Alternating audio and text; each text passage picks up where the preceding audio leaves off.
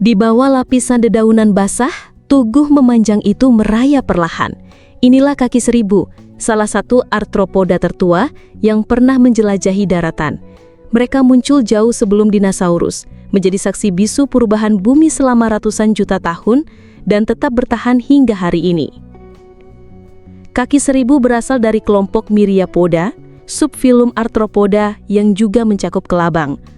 Namun, tidak seperti kerabatnya yang predator, kaki seribu berevolusi menjadi permakan bahan organik mati, menjadikannya bagian penting dalam siklus penguraian di ekosistem sejak masa purba. Fosil kaki seribu tertua ditemukan di Skotlandia, berumur sekitar 425 juta tahun.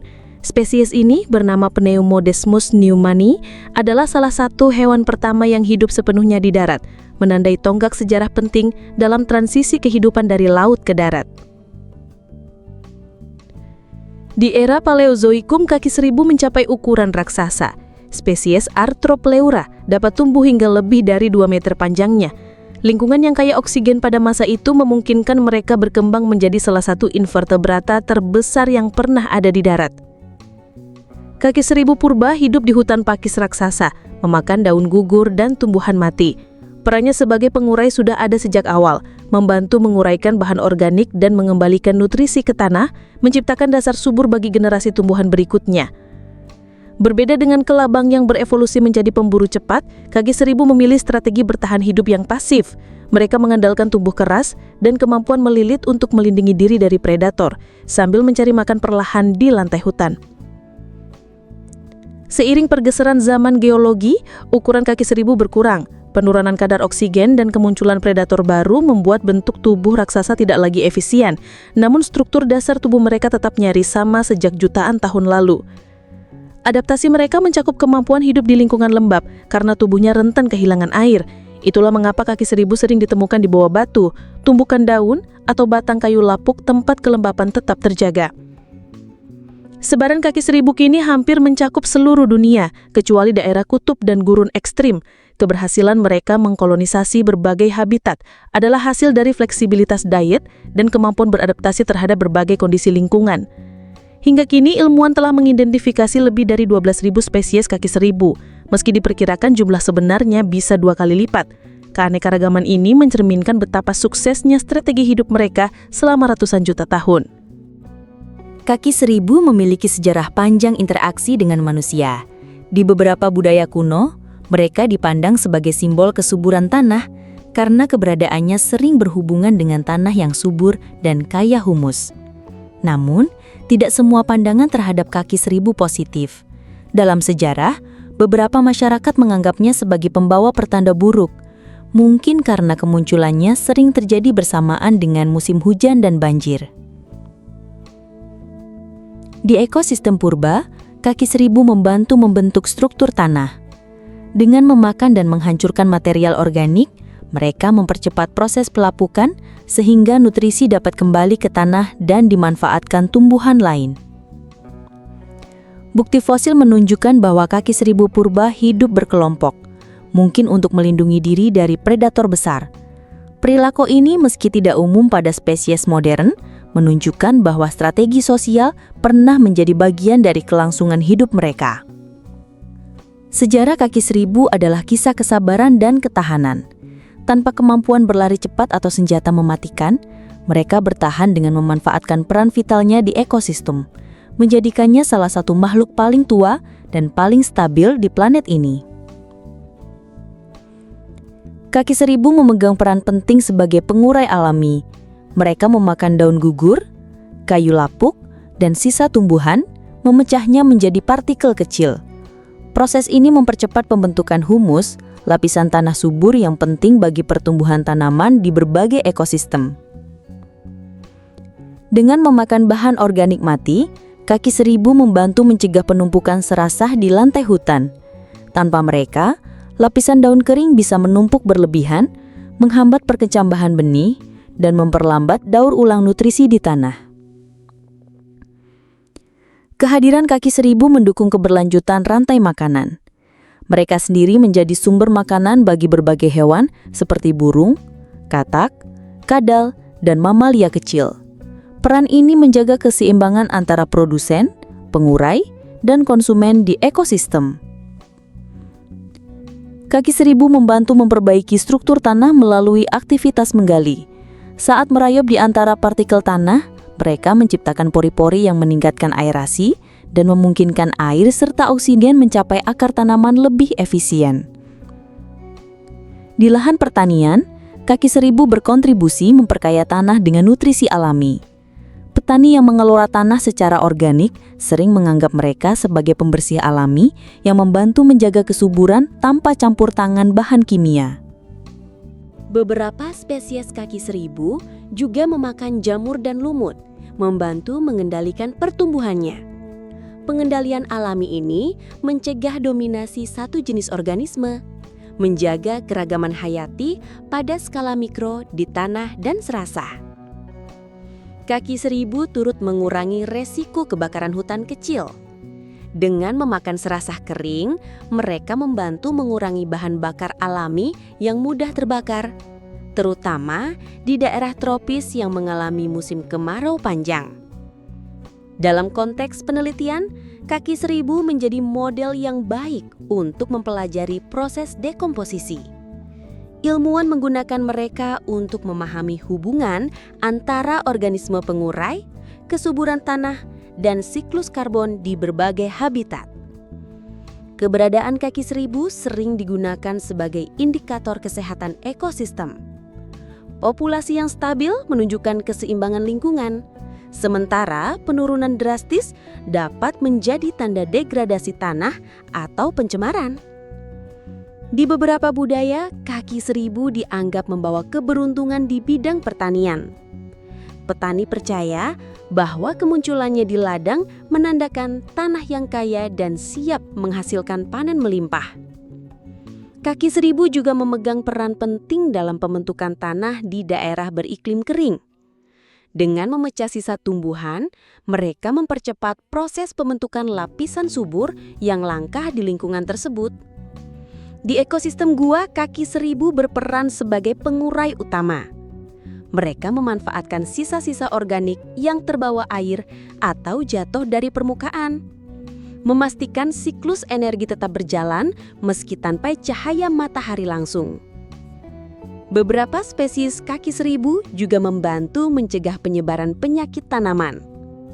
Dengan membersihkan sisa tumbuhan yang terinfeksi, mereka mengurangi kemungkinan patogen bertahan hidup dan menyerang tanaman baru.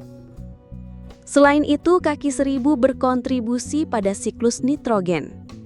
Bahan organik yang mereka konsumsi akan diuraikan, melepaskan nitrogen yang dibutuhkan tanaman untuk tumbuh, sehingga mendukung produktivitas ekosistem secara keseluruhan. Secara keseluruhan, manfaat kaki seribu terletak pada kemampuannya menjaga kelancaran siklus kehidupan di tanah. Mereka adalah pekerja senyap yang memastikan bumi tetap subur dan layak huni bagi generasi makhluk hidup berikutnya. Meskipun umumnya tidak berbahaya bagi manusia, beberapa spesies kaki seribu dapat mengeluarkan cairan pertahanan yang mengiritasi kulit. Cairan ini mengandung senyawa kimia seperti benzoquinon yang dapat menyebabkan kemerahan, gatal, atau rasa terbakar ringan pada kulit yang terpapar. Jika cairan pertahanan kaki seribu terkena mata, efeknya bisa lebih serius. Iritasi mata dapat menimbulkan rasa perih, kemerahan, bahkan gangguan penglihatan sementara. Oleh karena itu, disarankan mencuci mata segera dengan air bersih jika terkena. Kaki seribu tidak menggigit atau menyengat, namun ukurannya yang besar dan gerakannya yang cepat kadang menimbulkan ketakutan pada sebagian orang. Reaksi panik dapat menyebabkan cedera tak langsung, seperti terjatuh atau terpleset saat mencoba menghindar. Di beberapa wilayah tropis, populasi kaki seribu dapat meningkat pesat setelah hujan lebat.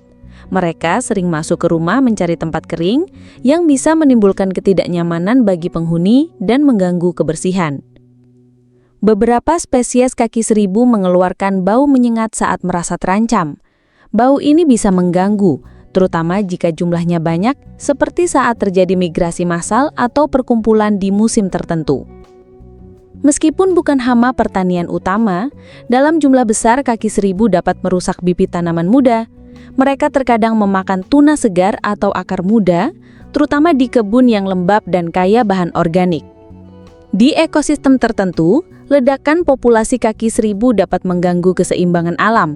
Jumlah yang terlalu banyak bisa menghabiskan cadangan serasah lebih cepat dari regenerasi, mempengaruhi rantai makanan organisme pengurai lainnya. Kaki seribu juga dapat menjadi inang bagi tungau atau mikroorganisme tertentu. Meskipun sebagian besar tidak berbahaya bagi manusia, beberapa dapat memicu alergi atau menjadi vektor penyakit bagi tanaman. Di beberapa daerah pesisir, spesies kaki seribu yang beradaptasi di lingkungan lembab dapat memasuki area penyimpanan hasil pertanian. Kehadiran mereka dapat menurunkan kualitas hasil panen dan memicu keluhan konsumen. Anjing atau kucing yang mencoba memakan kaki seribu dapat mengalami iritasi mulut dan muntah akibat cairan pertahanan yang dikeluarkan.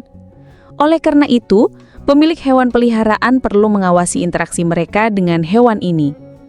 Dalam beberapa kasus langka, kontak berulang dengan cairan pertahanan kaki seribu dapat menyebabkan sensitisasi kulit.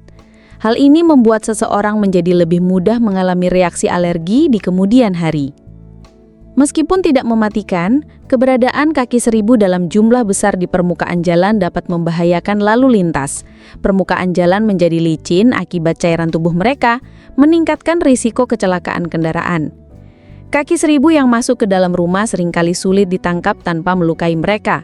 Saat tertekan, mereka dapat melilitkan tubuhnya dengan erat, mengeluarkan cairan dan bertahan lama, menimbulkan bau yang tidak menyenangkan di ruangan. Beberapa orang memiliki fobia terhadap hewan berkaki banyak, termasuk kaki seribu. Kehadirannya dapat memicu stres, kecemasan, bahkan serangan panik pada individu dengan kondisi ini. Secara keseluruhan, bahaya kaki seribu terhadap manusia relatif kecil dibandingkan manfaatnya. Namun memahami potensi risikonya membantu kita mengambil langkah pencegahan dan menjaga jarak yang aman saat berinteraksi dengan hewan ini. Tubuh kaki seribu terdiri dari segmen-segmen berulang yang masing-masing memiliki 2 pasang kaki. Inilah yang membedakannya dari kelabang, yang hanya memiliki 1 pasang kaki per segmen. Jumlah kaki bervariasi, bisa mencapai ratusan sesuai spesies dan umur. Bagian kepala kaki seribu dilengkapi sepasang antena pendek yang berfungsi sebagai alat peraba dan penciuman. Antena ini sangat sensitif terhadap getaran, bau, dan kelembapan, membantu mereka mencari makanan dan menghindari bahaya. Mata kaki seribu berbentuk sederhana dan tersusun dalam kelompok kecil di kedua sisi kepala. Penglihatannya terbatas, sehingga mereka lebih mengandalkan indera peraba dan penciuman untuk menjelajahi lingkungan. Mulut kaki seribu berada di bagian bawah kepala, dilengkapi rahang kecil yang digunakan untuk mengunyah bahan organik. Adaptasi ini memungkinkan mereka mengolah serasah daun dan kayu busuk dengan efisien. Eksoskeleton kaki seribu terbuat dari kitin yang keras namun lentur. Warna tubuh bervariasi, mulai dari coklat gelap, merah, hingga hitam. Seringkali membantu mereka berkamuflase di lingkungan sekitar. Kaki-kaki mereka tersusun berderet rapi di sepanjang tubuh. Gerakan yang bergelombang dari kaki depan hingga belakang membantu mereka bergerak stabil di permukaan tanah yang tidak rata. Sistem pernafasan kaki seribu menggunakan trakea, dengan spirakel kecil di setiap segmen tubuh. Spirakel ini harus tetap lembab, sehingga mereka lebih suka hidup di lingkungan dengan kelembapan tinggi. Sistem pencernaan mereka sederhana, dirancang untuk memproses bahan organik yang membusuk. Makanan yang mereka konsumsi membantu mengembalikan nutrien penting ke tanah. Organ reproduksi kaki seribu terletak di bagian depan tubuh. Pejantan memiliki gonopod, struktur khusus untuk memindahkan sperma ke betina saat kawin. Betina biasanya bertelur di tanah atau serasah. Beberapa spesies melindungi telurnya dengan sarang dari tanah dan kotoran untuk menjaga kelembapan dan melindungi dari predator. Kaki seribu mengalami proses pertumbuhan dengan berganti kulit. Berganti kulit Mereka menambah jumlah segmen tubuh dan kaki hingga mencapai bentuk dewasa. Umur kaki seribu bervariasi, tetapi beberapa spesies dapat hidup hingga 7 tahun di alam liar. Faktor lingkungan, predasi, dan ketersediaan makanan mempengaruhi lamanya hidup. Kaki seribu memainkan peran penting sebagai pengurai. Tanpa mereka, proses pembusukan bahan organik akan berjalan lebih lambat, menghambat siklus nutrien di tanah. Dalam budaya tertentu, kaki seribu dianggap sebagai simbol ketekunan dan kekuatan.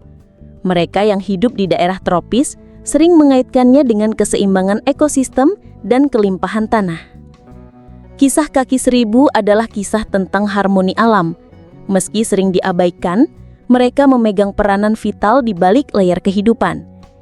Memahami anatomi, manfaat, dan potensi bahayanya adalah kunci untuk hidup berdampingan dengan penghuni kecil ini.